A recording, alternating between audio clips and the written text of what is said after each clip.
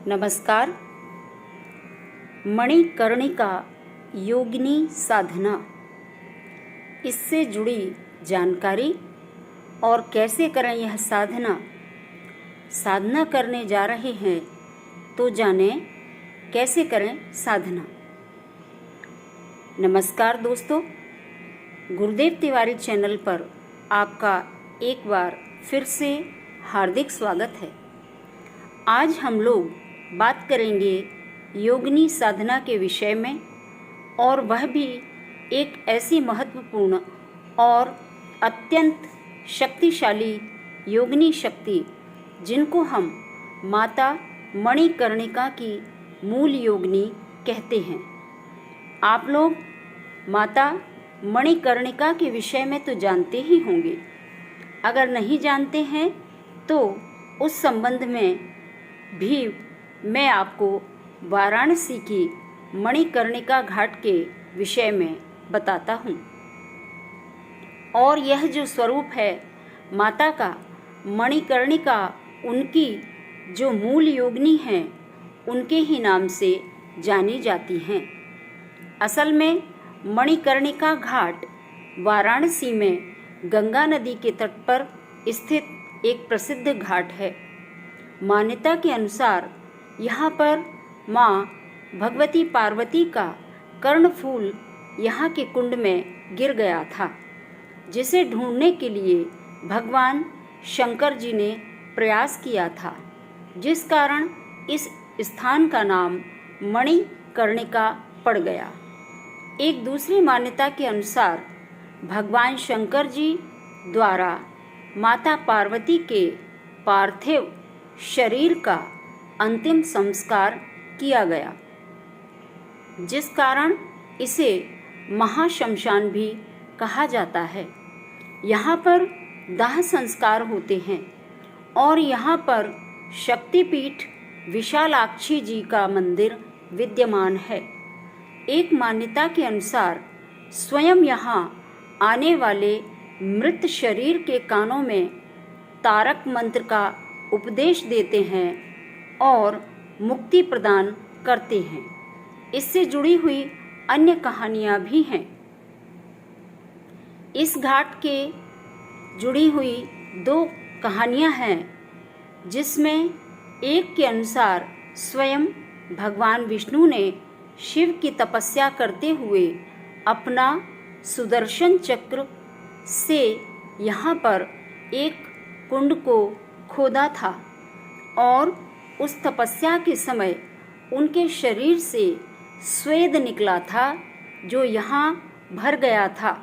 तब भगवान शिव ने प्रसन्न होकर आए हुए भगवान विष्णु के कान की मणिकर्णिका उस कुंड में साधना के दौरान गिर गई थी। इसी कारण से यह मणिकर्णिका नाम पाया। एक और कथा इस संबंध में आती है। जब भगवान शिव को अपने भक्तों से लगातार संपर्क के कारण छुट्टी नहीं मिल पा रही थी, तब माँ पार्वती उस समय परेशान हो गईं और शिव जी को रोके रखने के लिए इन्होंने अपने कान की मणिकर्णिका छुपा दी और शिव जी से उन्हें ढूंढने के लिए कहा था। शिव जी उसे ढूंढ नहीं पाए और आज तक जिसकी भी अंत्येष्टि इस घाट पर की जाती है, वे उससे पूछते हैं कि क्या उसने देखी हैं। इसी घाट की एक और विशेषता है कि यहाँ लगातार हिंदू अंत्येष्टि होती रहती हैं और चिता लगातार जलती रहती है, कभी भी बुझने नहीं पाती। इसी कारण इसको महाश्मशान के नाम से जाना जाता है। एक चिता की अग्नि समाप्त होने तक दूसरी चिता में आग लगा दी जाती है। 24 घंटे ऐसा ही चलता रहता है। वैसे तो लोग शमशान घाट को जाना पसंद नहीं करते, पर यहाँ पर विदेशी लोग भी आते जाते रहते हैं। वाराणसी के 84 घाटों में यह सबसे अधिक प्रसिद्ध मणिकर्णिका घाट है। अब मैं आपको देवी के संबंध में कुछ बातें स्पष्ट बताना चाहता हूँ, फिर उनकी योगिनी शक्ति के विषय में बात करेंगे।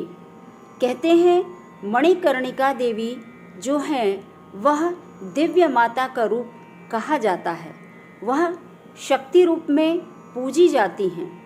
पुराणों में भय, धन और संतान प्राप्ति, विवाह संबंधी समस्याओं और मोक्ष के लिए इनकी पूजा की जाती है। देवी उनके दाहिने हाथ में कमल का फूल विराजमान है जो कि एक माला से गुथा हुआ है और उनके बाएं हाथ में बिजौरे का फल दिखाई पड़ता है। उनकी गर्दन सफ़ेद फूलों और गहनों की एक माला से सजी हुई है जो कि सफ़ेद रंग की चमकता हुआ पूर्णिमा के जैसा दिखाई पड़ता है।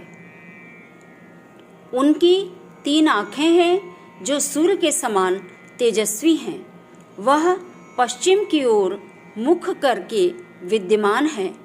मणिकर्णिका देवी को सिद्ध करने के लिए उनकी साधना और उपासना की जाती है।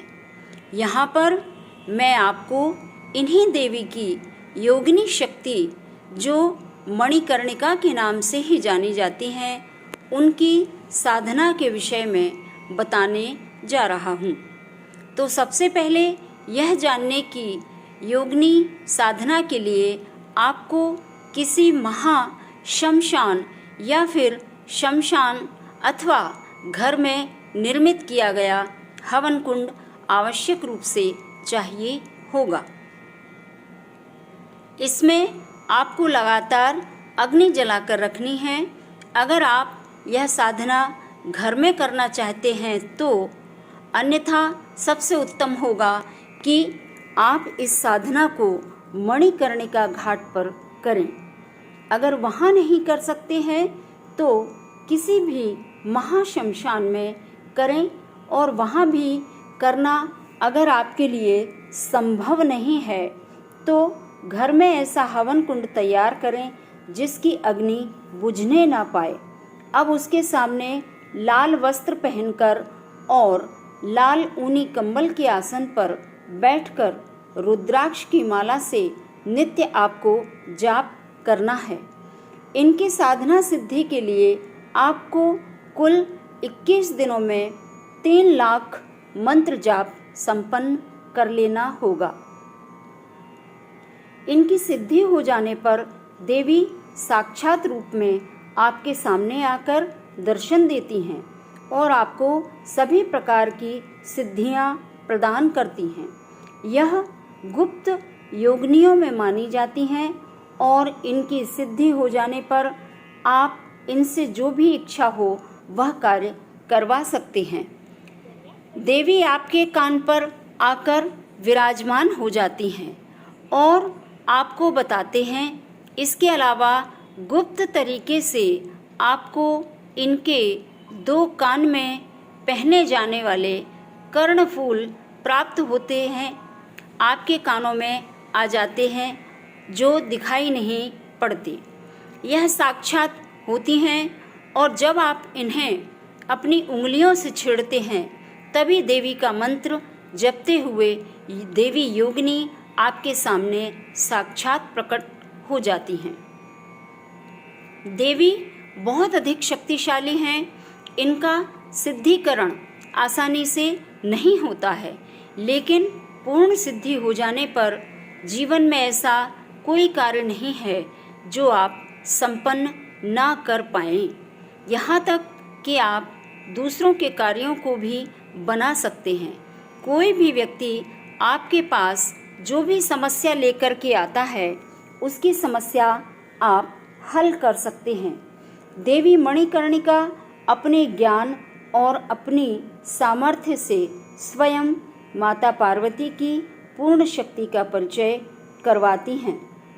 अब हम लोग इनके मंत्र के विषय में जान लेते हैं। इनका मंत्र है ओम ऐं ह्रीं श्रीं क्लीं मं मणिकर्णिके योगिनी नमः स्वाहा। इस प्रकार से इनके इस मंत्र का आपको कुल 3 लाख मंत्र जाप संपन्न करना होगा 21 दिनों में। और मंत्र जाप के बाद आपको हवन में शहद, शुद्ध गाय का घी, चीनी, बिजौरे के फल के साथ मिला करके अर्पित करना है और दशांश हवन प्रतिदिन संपन्न करना है। जिस भी स्थान पर आप साधना करेंगे वह स्थान शून्य होना चाहिए और उस स्थान में किसी और का प्रवेश वर्जित हो। 21 दिनों तक पूर्ण ब्रह्मचर्य का पालन करें और इस दौरान स्वयं भोजन बनाएं। साधना के बाद उसी स्थान पर थोड़ी दूर बिस्तर बिछाकर शयन कर लें और इस प्रकार से रोज शुद्ध होकर स्नान करें। रात्रि के 9 बजे से आप यह साधना शुरू कर सकते हैं और इस प्रकार 21 दिनों तक यह साधना करें। अगर आप किसी शमशान में यह साधना करते हैं तो आपको किसी रक्षा कवच की आवश्यकता अवश्य होगी और अगर घर में भी करते हैं तो आपको अपने चारों तरफ रक्षा कवच अवश्य ही बना लेना चाहिए, क्योंकि बहुत सारी समसानी शक्तियाँ इसमें आपको परेशान कर सकती हैं और आपका साधना तोड़ने की कोशिश भी कर सकती हैं। इस साधना के दौरान शांत चित्त रहते हुए मुंह से कम शब्दों का उच्चारण करना है और किसी को श्राप या आशीर्वाद देने जैसे कार्यों से बचना है। हो सके तो 21 दिनों तक के लिए गुप्त ही रहें ताकि आपको इस मंत्र की पूर्ण सिद्धि हो सके। अगर आप इस साधना को मणिकर्णिका घाट पर करते हैं तो अवश्य ही इसकी सिद्धि प्राप्त होती है, किंतु उस स्थान पर करने के लिए आपको जन शून्यता की आवश्यकता है और इस साधना में सफलता के लिए सबसे पहले भगवान गणेश के मंत्र पढ़ते हुए उसके बाद भगवान शिव के मंत्रों का जाप कीजिए और फिर माँ पार्वती के मंत्रों का जाप कर उसके बाद ही इस मंत्र की साधना और अनुष्ठान को शुरू कीजिए। तो इस प्रकार से अगर आप यह करेंगे तो आपको देवी मणिकर्णिका योगिनी की सिद्धि प्राप्त होती है और उनकी सिद्धि से आपके सभी बिगड़े कार्य तो बनते ही हैं, साक्षात दर्शन होने पर वह आपको सभी प्रकार की सिद्धियां भी प्रदान करती हैं। तो आज का यह वीडियो अगर आपको पसंद आया है तो लाइक करें, शेयर करें, सब्सक्राइब करें चैनल को। आपका दिन मंगलमय हो।